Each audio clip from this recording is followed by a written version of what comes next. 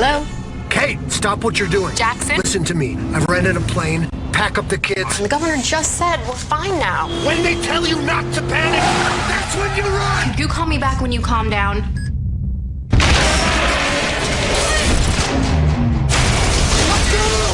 It's Apocalypse Now and Forever. I'm Michael Phillips of the Chicago Tribune. And I'm A.O. Scott of the New York Times. Remember those disaster movies of the 1970s where a bunch of characters worked out their emotional issues and delivered cheesy dialogue in a burning building or on a sinking ship? Well, now imagine that the SS Poseidon was the entire planet, and you'll have a pretty good idea of 2012. A big, noisy, apocalyptic spectacle from Roland Emmerich. It makes The Day After Tomorrow, Emmerich's earlier end-of-the-world extravaganza, look like a scruffy little indie drama.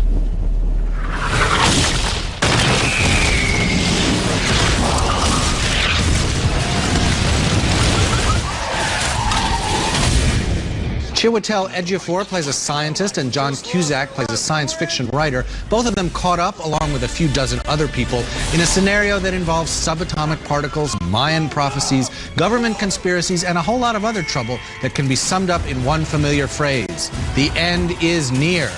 This mass suicide adhered to the Mayan calendar, which predicts the end of time to occur on the 21st of December of this year.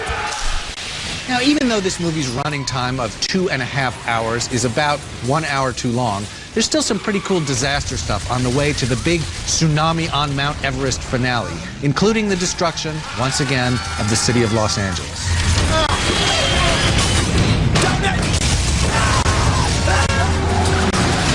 Gotta get to the Santa Monica Airport! We'll take the freeway, it'll be half the time!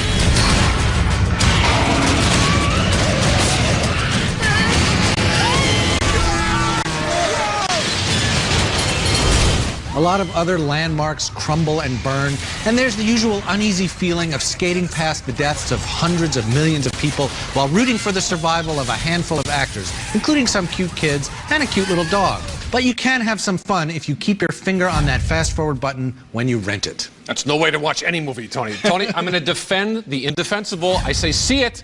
I think this film, he's my kind of hack, this filmmaker. Roland Emmerich, to me, you can talk about Michael Bay. You can go try to suffer through Transformers 2 if you like. This guy, I just love the fact that he does not care about characters or human beings. He loves the planet, though, and all the different ways he can wreck it. Loves the planet He can wreck it. Yeah, like a child, you know, loves his toys and throws them on the ground. And I love the breaks outrunning. I love the scene where John Cusack outruns the earthquake in a stretch limo. Seriously, though, there is some wonderfully inventive, crazy special effects in here. I mean, he's driving along in a stretch limo through the streets of Los Angeles, which are splitting open behind him. There's another one where they're taking off a plane in the middle of Yellowstone Park. Oh, and Las Vegas is collapsing. Crumbling. That stuff is great. But then they get to these arcs. The idea is that the leaders of the world have decided that a certain number of survivors will be selected to ride on these gigantic metal arcs. And as soon as they board those arcs, which is about 90 minutes in, although it feels about 5 or 6 hours in, then it feels like it's 5 hours more of them just, you know, going underwater. And the whole movie just kind of sinks at that point. I see your point. I don't agree with it because I think the movie, it kind of gets you into a state of delirium where you even respect the fact that it's going on into a 2.5 hour ride time. Well, it clearly got you into a state of delirium. It did. And I have to say, Michael Phillips, you're my kind of hack. Thank you. Go to atthemoviestv.com and click on Web Exclusives, where Michael and I will talk with great animation about our favorite all-time disaster movies. Next film. Of all the animated pictures to hit the screen this year, none stoked my curiosity in advance more than Fantastic Mr. Fox. Simple plot. Mr. Fox and his family and friends are locked in a battle with the farmers Foxy's been stealing from all these years. Deep underground, the animals plot their survival strategy. All right, let's start planning. Who knows shorthand? Great. Rabbit, Oroctologous cuniculus. I'm fast. You bet you are, Linda. Got it. Beaver, castor fiber. I can chew through wood. Amazing, Linda. Got it. Badger, Melis. Demolitions expert. What? Says when? Explosions, flames, burning thing. Demolitions. That's George Clooney as Mr. Fox, marshalling his forces, which include Bill Murray voicing the Badger. Fantastic Mr. Fox heaps onto Roald Dahl's original story various subplots, including an uneasy relationship between Foxy and his antisocial son, voiced by Jason Schwartzman, and a rivalry between the son and a visiting cousin. Do you mind if I slide my bedroll slightly out from under the train set? It's hard to sleep in that corkscrew position. There's a lot of attitudes going on around here. Don't let me get one. No, it's only just my spinal cord. Sleep wherever you want, man. Those low-keyed mutterings are amusing for a little while. The director is Wes Anderson, who made one of the great comedies of the 90s, Rushmore. Moment to moment, you may find yourself charmed and frustrated in equal measure by this thing. Who am I, Kylie? Why a fox? Why not a horse or a beetle or a bald eagle? I'm saying this more as like existentialism, you know?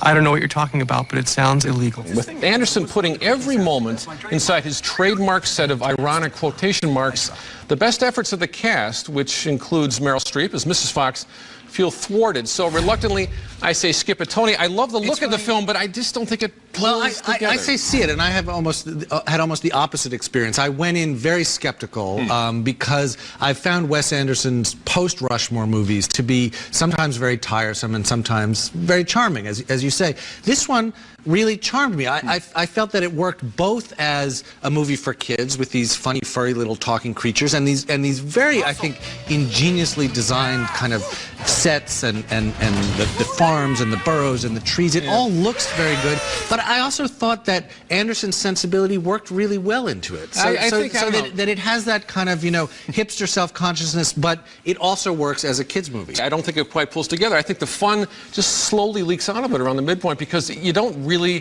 feel like Anderson, besides the visual meticulousness of the thing, it's got an interesting look. And everything I've been hearing from people who didn't respond to Where the Wild Things Are, that it's too adult, that it's, you know, maybe too this or too that for kids.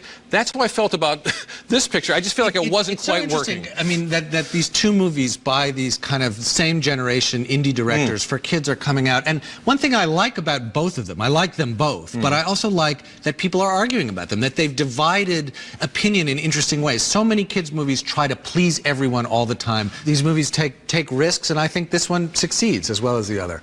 Coming up next, Woody Harrelson and Ben Foster take on post-war perils in The Messenger. And later, we reveal our number 7 picks for our top 10 movies of the decade. I have an assignment for you, Montgomery. So happens that over the few months you have left on your enlistment, you will get your chance to render some of your most valuable service to your country. I am assigning you to a casualty notification team. Sir. Most of us can only imagine it, to be a casualty notification officer for the U.S. Army, charged with delivering the worst possible news to a fallen soldier's loved ones back home. In the new film, The Messenger, Ben Foster plays Will Montgomery, a soldier who returns from combat duty in Iraq to reluctantly undertake this job. His mentor, Captain Stone, is a career Army cynic played by Woody Harrelson. We should just ask someone. No. First of all, men don't ask for directions, much less soldiers. Soldiers on a notification definitely, positively, do not ask for freaking directions. No GPS, no map quest. We navigate.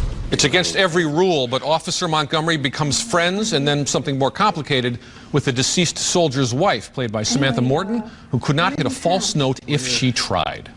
Where are you going? I haven't decided.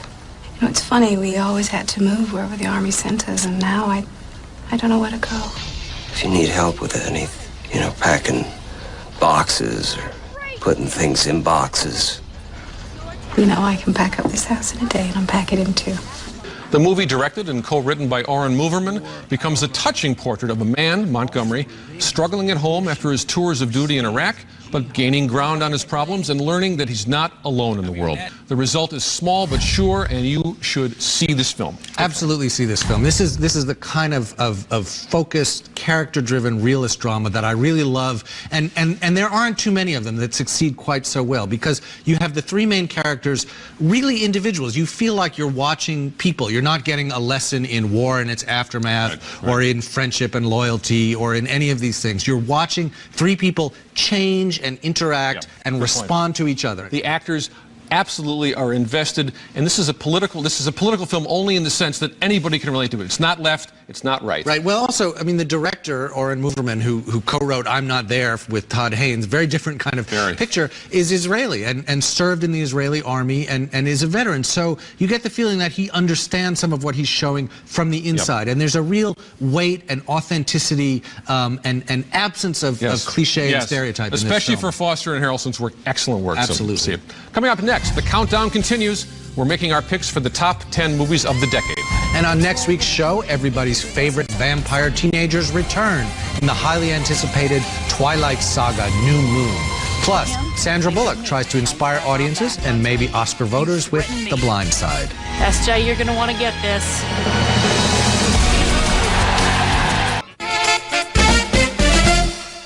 Over the last few weeks, we've been counting down our top 10 movies of the decade. My list so far goes like this. Number 10, Minority Report. Number 9, Gosford Park.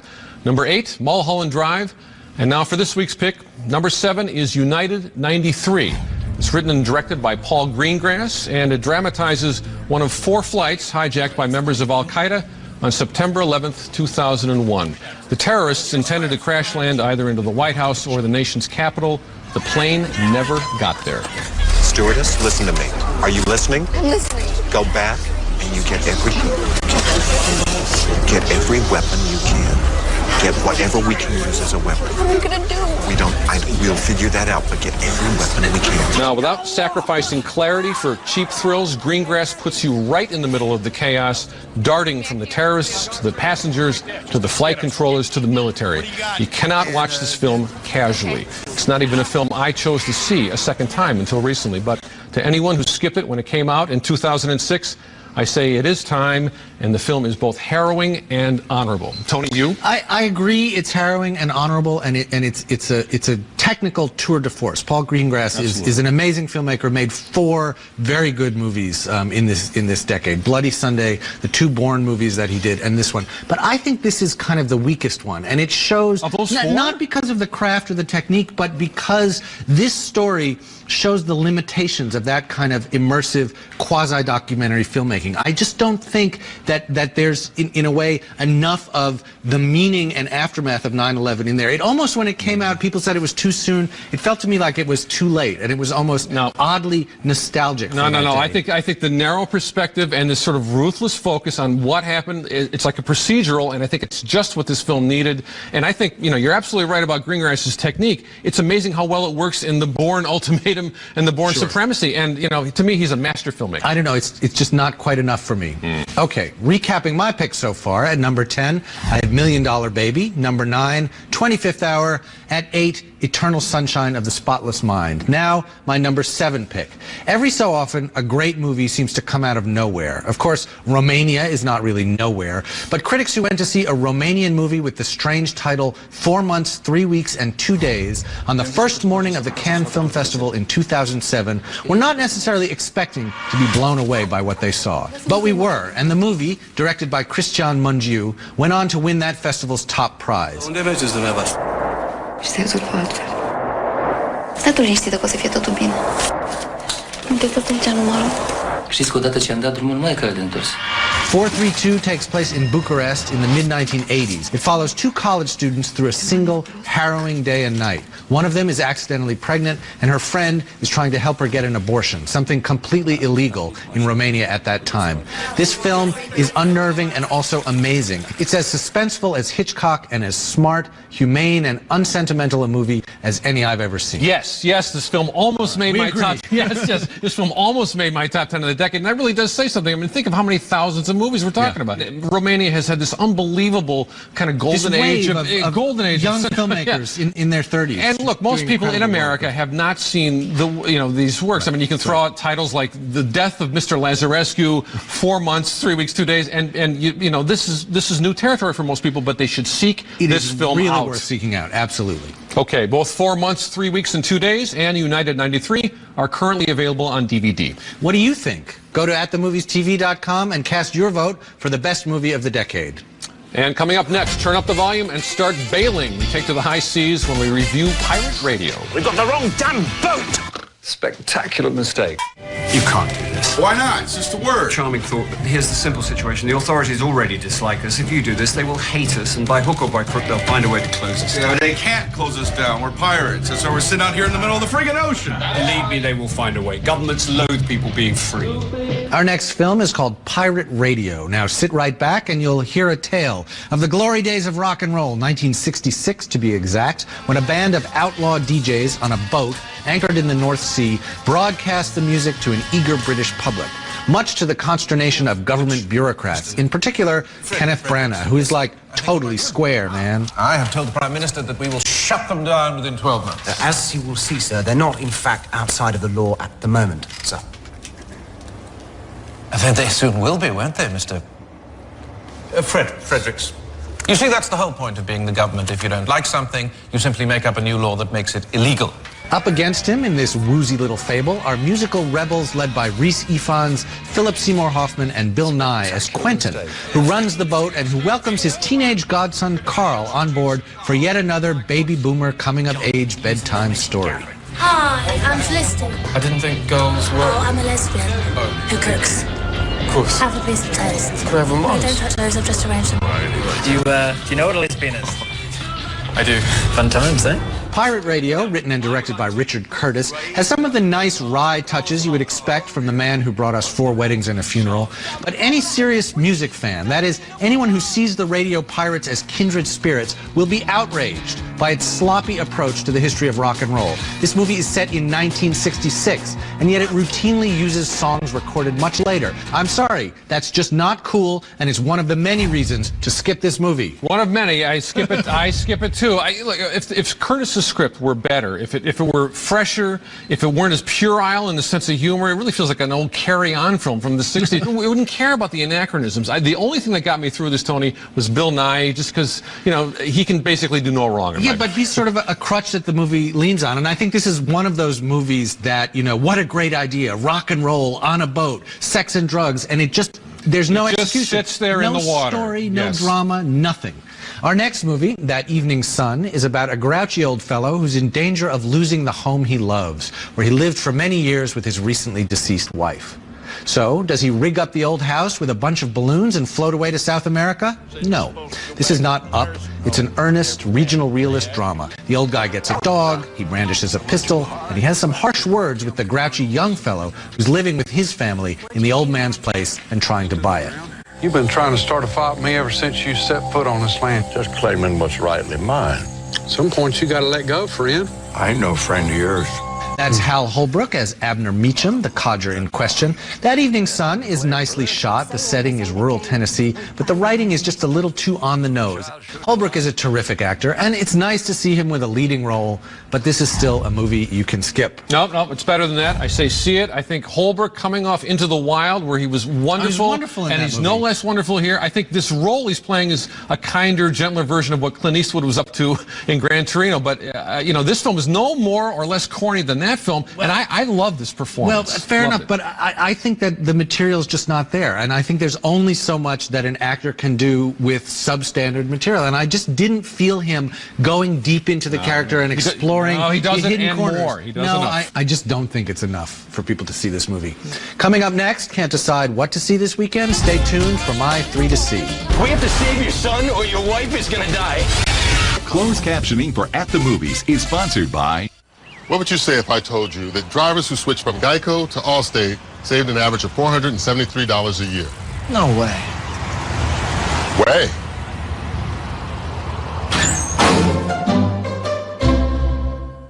Hotel provided by Park Hyatt Chicago, Chicago's award-winning hotel and luxury dining experience, located in the heart of Chicago's Magnificent Mile on Water Tower Square. Now it's time for my 3 to see. 2 of my picks this week are movies I've had to defend from Michael's disapproval and incomprehension. Number 3 is The Box, Richard Kelly's moody and puzzling Twilight Zone-like thriller starring Cameron Diaz. Now, I still haven't figured this one out, but I dig it all the same. Number 2 is Fantastic Mr. Fox, adapted by Wes Anderson from Roald Dahl's classic children's tale. One for the child in every hipster and the budding hipster in every child. My number 1 pick is a movie Michael and I agree is one of the strongest dramas out there. It's precious, a tough and incredibly moving film with a bunch of terrific performances. Okay, that's it for now. Go to atthemoviestv.com or twitter.com/atthemoviestv to give us your picks for the best movie of the decade. We'll leave you with a recap of this week's show. Join us next week when we'll continue to count down the top 10 movies of the decade. Plus, we'll review the Twilight Saga New Moon and Sandra Bullock in The Blind Side. Until then, we'll be at the movies.